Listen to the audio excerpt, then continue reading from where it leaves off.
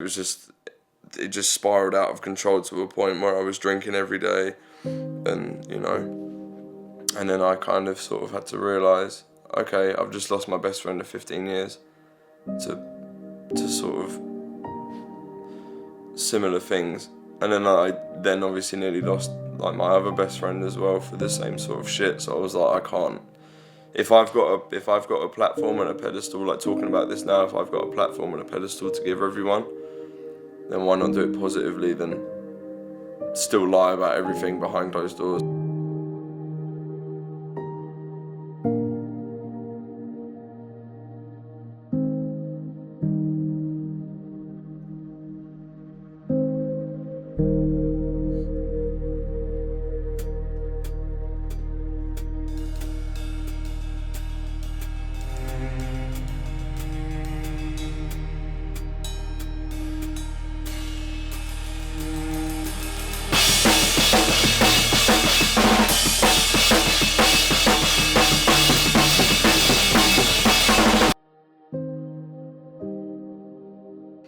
I think it's because people ask too much of me all the time, and in my head there's only so much you can do as a human being, obviously.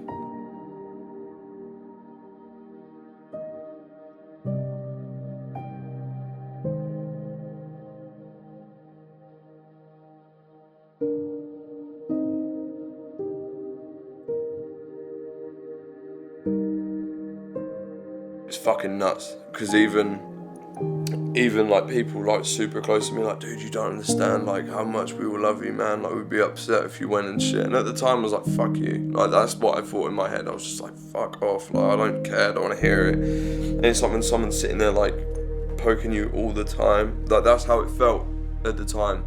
And that was me not being in my own head, and then me being selfish in a way, because I just didn't care and disrespectful to people. And then once that happened and I was like, fuck, I didn't realise. I had no fucking clue. So, no, it was a massive like eye-opener, I think.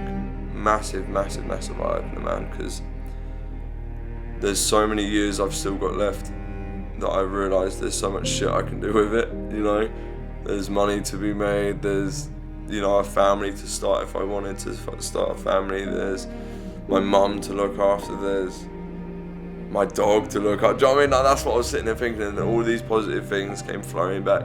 I mean, yeah, I still get really low, but then I always have to think like, my mum always says this to me, take every day as it comes, and Eve always, as I said to you before we started rolling, Eve would be like, it's better to be late in this life than early into the next. And those are two things that I'll always, funny enough, irony, take to the grave with me. So I'll take both of them, I like to make sure everyone has a smile on their face before I do. That's a positive thing in my head, do you know what I mean? Then that's a depressive chain, because look at Robin Williams.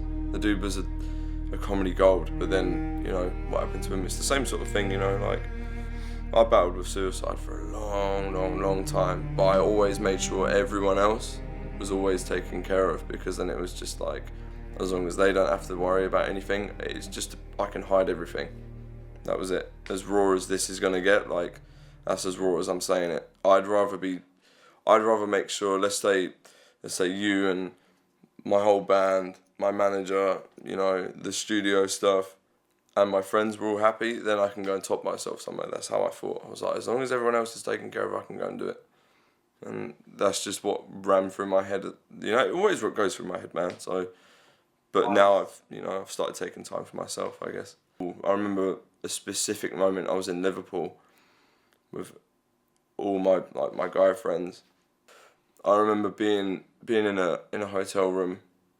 It was like a 5-star hotel room around a jacuzzi bath, and the only thing I was happy about was that jacuzzi bath. That was like the weirdest thing for me. And then I remember I was like, I wonder if I can drown myself in that jacuzzi bath. Then it turned really, like, once one thought goes, and I remember I was out and I was having I think it was like 3 or 4 drinks in, and I was silent for about an hour and a half. I wouldn't talk to anyone. And then my boy Pedro turns around to me and he's like, dude, I'm going back to the hotel room, like, you coming? I was like, yeah, screw it, like, whatever. And I remember going back. He was in his room, like, on the other end of the hall. I was in mine.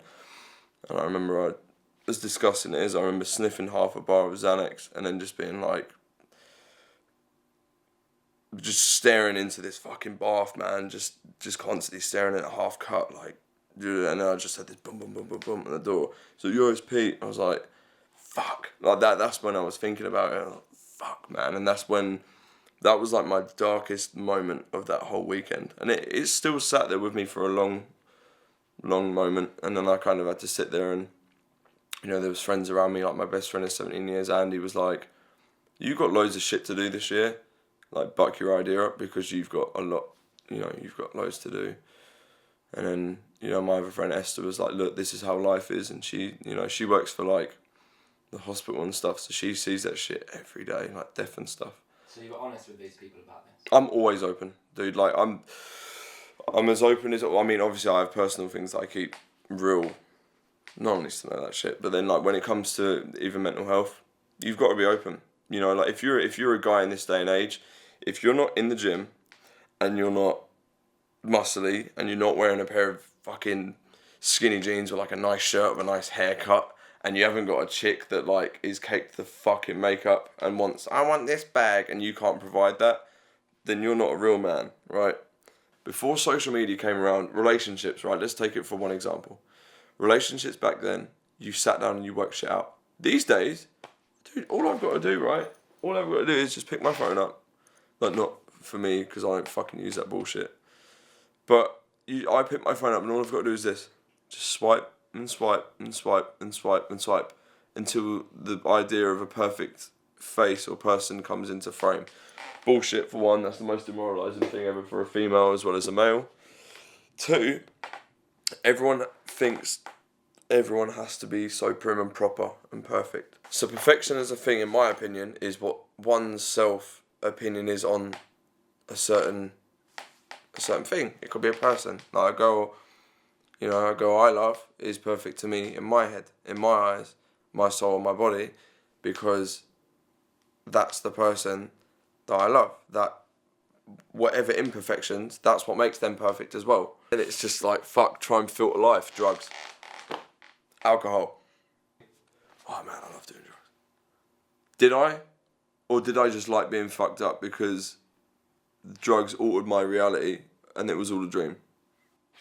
That's my filter, dude. Like that's my fucking real world of social media right today. Is like, if you spoke to me like 2 months ago, I'd have been like, I don't give a fuck. Like that's just how I was though, because it was like, there was a bunch of people I remember being out with.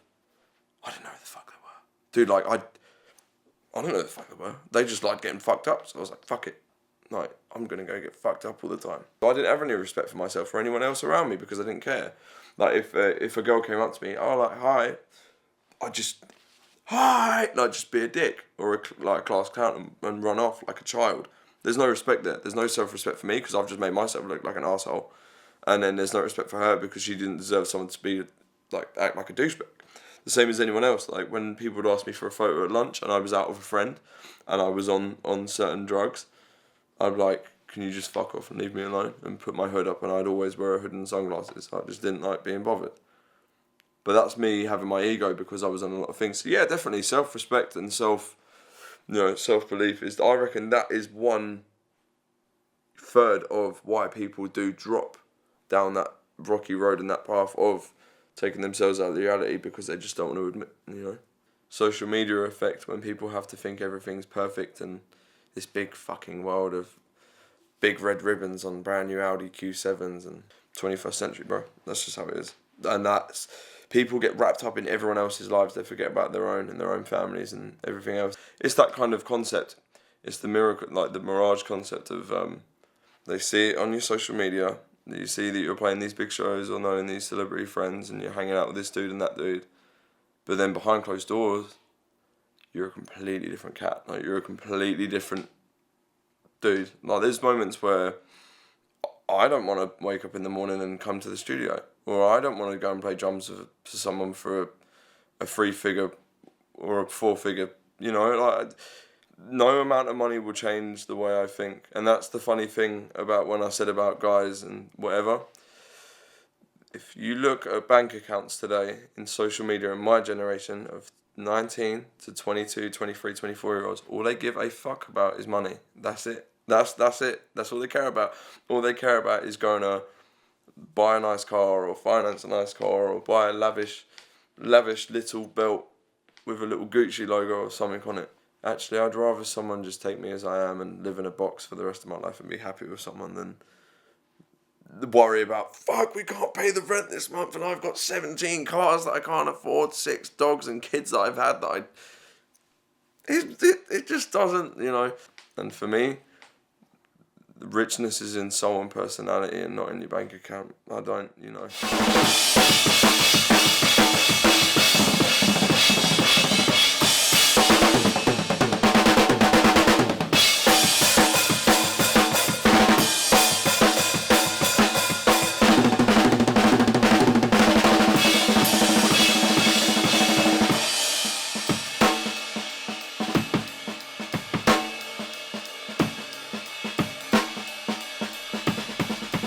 Drums saved my life, dude. Like, music saved my life. Drums saved my life, man. Like, if it wasn't for them, the things that were behind me, man, I wouldn't. You know, I'd either be dead or in jail or doing something that I didn't want to be doing or getting up to no good. You know, like drums and music in general for younger kids, like whatever that come to this studio.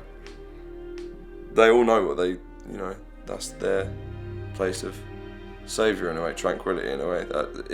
Ironic, because drums are the loudest fucking thing in the world that makes me feel at peace, you know. But yeah, it's just, I feel when I'm literally, if you stick me behind the drums, I'm more calmer than I ever have been in my life, and I'm more happier, you know. So I used to practice on a yellow pages pad with a set of drumsticks, and people laugh and find it funny, but that was in my head at the time. That's all I could get my hands on, but I loved it. Every day I could come home and just sit and practice stuff.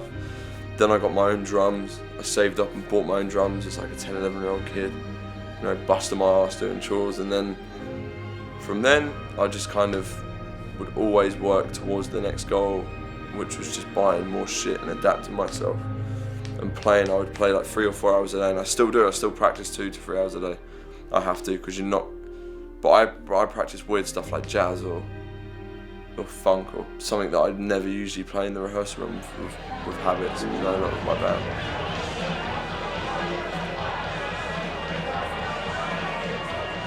I love my band, you know what I mean? I love all 4 of them, you know, the same as my manager and, you know, and the London Road team as well, you know, family and stuff like that.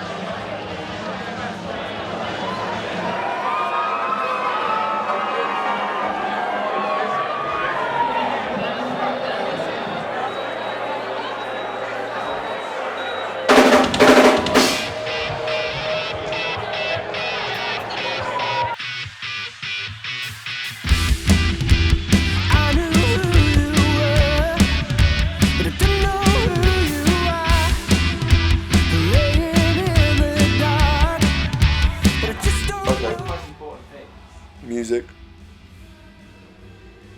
my mum, obviously my band, and health, and also being comfortable. Like, you've always got to be comfortable, you know. Ultimately, it's got. If you didn't have any money, Yep. if you hadn't really got money, Yeah. No, the people I've got with me are the people. Oh no, because you got the people with you.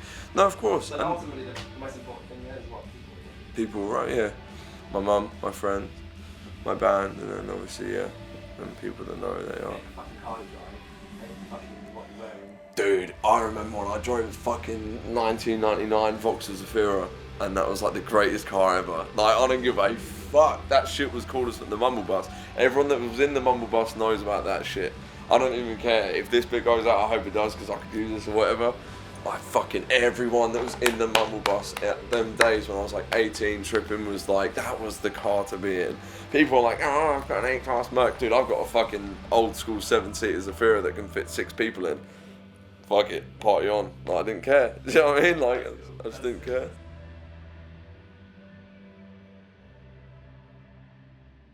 Every day, you know, anxiety, depression, ADHD, and OCD. Try and have them all 4 in one. As long as I've got drums or the studio, I'm kind of alright.